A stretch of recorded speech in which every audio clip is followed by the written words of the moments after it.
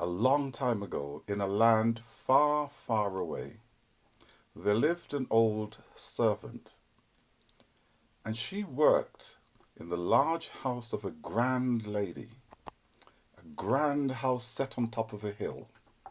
And her job, every day, was to go down to the stream which ran along the path at the bottom of the hill and fetch water for the house. She would carry the water in two large earthenware pots, which were suspended at either end of a long pole carried across her shoulders. And she did this every day, day in, day out.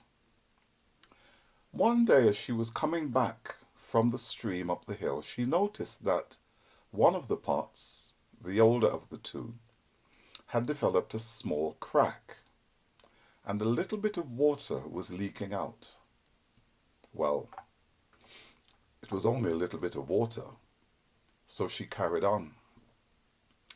And she carried on for years, and as time went on, as time does, gradually more and more and more water leaked out of that old pot as the crack in her side grew larger and larger and larger.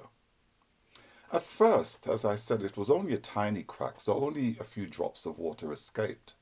But over time, as that crack grew larger and larger and more water escaped, there were times when, by the time the water carrier got back to the house, the old cracked pot was barely half full.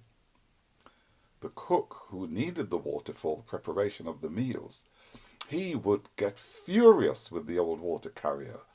He would call her and shout at her and bang his fist on the table and go, "Why are you using that old useless pot? You're barely bringing enough water back for me to complete my chores. It's useless. Why don't you throw it away and get another one?" But the water carrier simply ignored him. The younger pot, the other one, the big round-bellied pot, with its lovely sheen from its beautiful glaze, would laugh at the old cracked pot and tease her and call her names. "Look at you," he'd say. "I don't know why the old water carrier's bothering with you. By the time we get home, there's barely enough water in you to do anything. Me, I'm carrying my full load." And he would tease and taunt and call her names and make her feel miserable. And over time, with all of this taunting and all of this shouting, this began to have an effect on the old cracked pot. She began to feel useless, worthless, unwanted, unloved. One day, when the old water carrier went down to the stream, as she bent down and began to fill the old cracked pot with water, it's as if all the years of frustration and all those feelings of worthlessness just erupted, and the old cracked pot began to shout at the water carrier. "Why do you insist on carrying on using me," she said, "when it's clear that I'm no use anymore?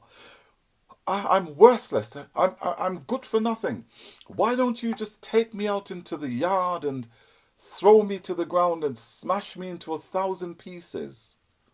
Put me out of my misery." Strangely enough, the water carrier didn't respond. She didn't answer her.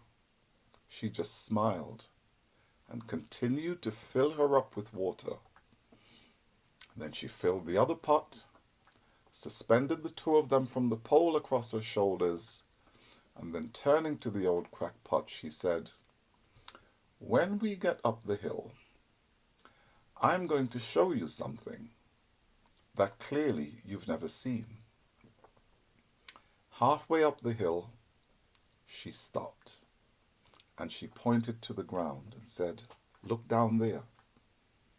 The old cracked pot looked down, And growing along the side of the road was a flower bed packed with the most beautiful flowers, tulips and begonias and roses and pansies and sunflowers, and a cacophony, a kaleidoscope of reds and purples and yellows and blues, and it was beautiful. It's beautiful, she said.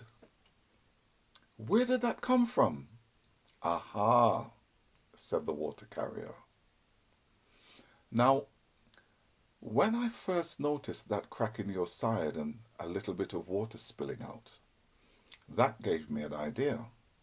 And that day, when I got back to the house after I'd finished all my chores, I came down here and I planted a handful of seeds in the ground. And every day as we came back from the stream, that little bit of water spilling out from the crack in your side watered those seeds, and they grew and they flowered. And as the crack in your side became larger and larger, I planted more and more and more seeds. And those seeds flowered and grew until now we have this beautiful flower garden. And every day now, when I finish my chores, I come down here and I pick bunches of fresh flowers and I take them back and I put them in my lady's bedchamber and I put them in the living room on the table where their beauty, those beautiful colors, and where their aroma, that beautiful scent of fresh flowers, wafts its way through the whole house. So you see, it's because of you and that crack in your side that all that beauty exists and cheers us up and makes us all so happy. Well, that made the old cracked pot very happy, and after that she never complained again. And it's true, isn't it?